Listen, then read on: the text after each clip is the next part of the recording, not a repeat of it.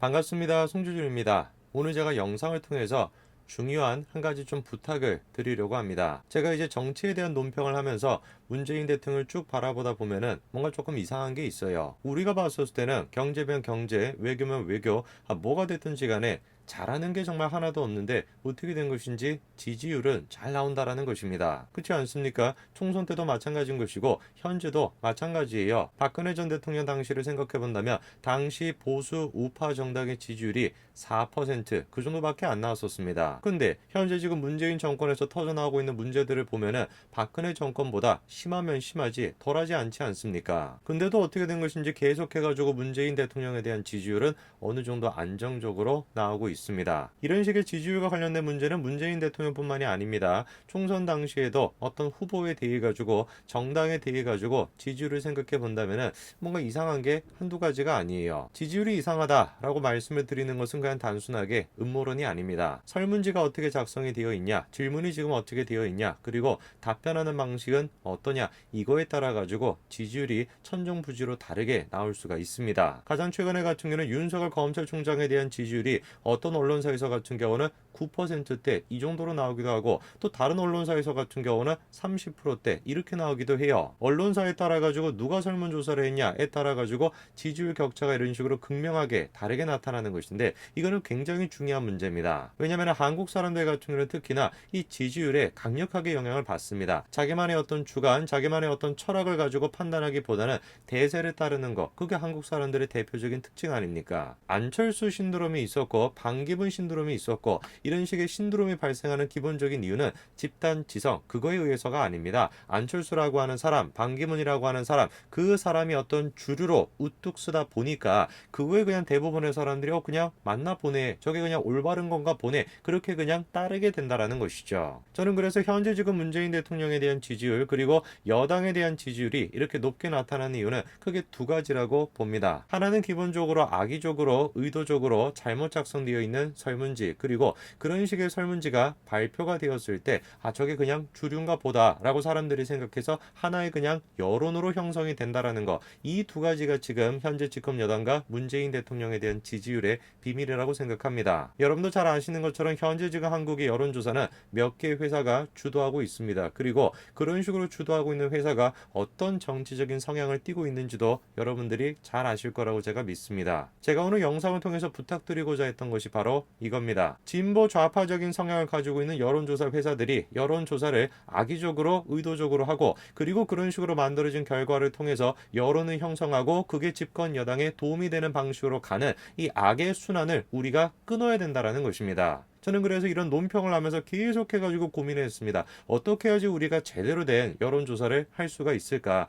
제 채널을 구독하고 계시는 많은 분들, 그분들을 상대로 해가지고 여론조사를 하더라도 편향적인 결과가 나오는 거 아니겠습니까? 저를 구독하고 계시는 분들은 당연히 저를 좋아해 주시는 분들이니까, 저 좋아해 주시죠, 그쵸?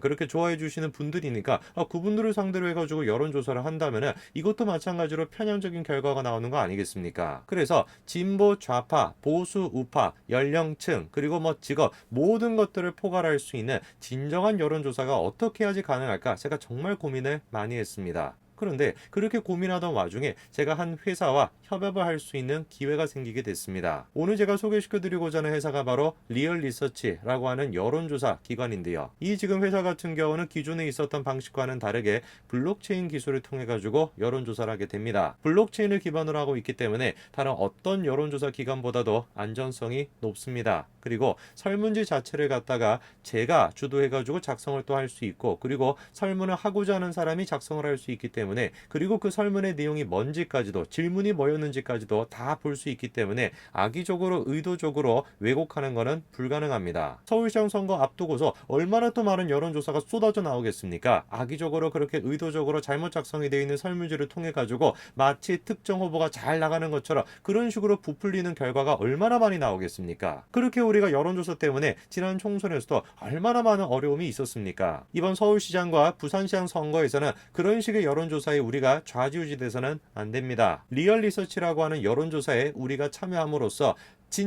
진정한 여론조사 결과를 만들어내야 된다. 자, 제가 이제 지금부터 리얼 리서치 설문에 어떤 식으로 참여할 수 있는가 그 방법을 자세하게 또 설명을 해드릴 테니까 이번에 서울시장 그리고 또 부산시장 선거에서 꼭 이 여론조사가 제대로 이루어질 수 있도록 여러분들이 적극적으로 참여해 주시기 바랍니다. 같이 한번 보시죠. 리얼 리서치 모바일 어플리케이션의 설치 방법에 대해서 자세하게 설명을 해드리려고 합니다. 리얼 리서치 모바일 애플리케이션은 현재 iOS와 안드로이드 운영체제에서 모두 사용할 수 있습니다. 아이폰은 앱스토어에서 다운로드를 받아 설치하시면 되고요.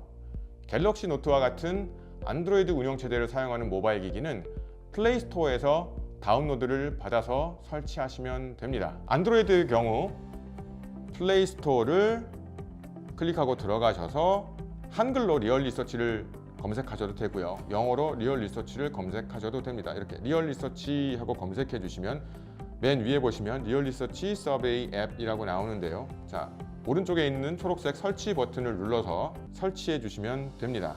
아이콘을 눌러서 실행하시면 지금 보시는 화면이 실행되면서 다음과 같은 화면이 나타납니다. 현재 화면에서 회원가입 버튼을 눌러서 회원가입을 진행해 보도록 하겠습니다. 자, 그럼 이 상황에서 제출을 눌러주시면 됩니다. 밑에 보시면 파란 버튼으로 제출이라고 되어 있는데요. 제출을 눌러보도록 하겠습니다. 제출을 누르면 다음과 같이 이메일 검증 화면이 나오게 됩니다. 이메일 인증을 위해서는 인증번호를 넣어야 하는데 해당 인증번호는 가입할 때 사용한 이메일 계정에서 확인할 수 있습니다. 넣어주시고 확인을 눌러주시면 확인 버튼을 누르면 지금 보시는 것 같은 모바일 베리피케이션이라고 하는 모바일 번호 검증 페이지가 나옵니다. 휴대폰 인증을 위해서 필요한 정보는 첫 번째 국가번호, 두 번째 본인의 휴대폰 번호입니다. 국가번호를 선택하기 위해서 맨 위에 있는 국기가 그려진 곳을 클릭을 하고 코리아 KOREA를 선택하시면 두 가지가 나옵니다. 노스 코리아와 사우스 코리아가 나오는데 여기서 저희는 사우스 코리아 플러스 82를 선택해 주시면 됩니다. 그리고 지금 가입하고 계신 휴대폰 번호를 입력을 해 주시면 됩니다.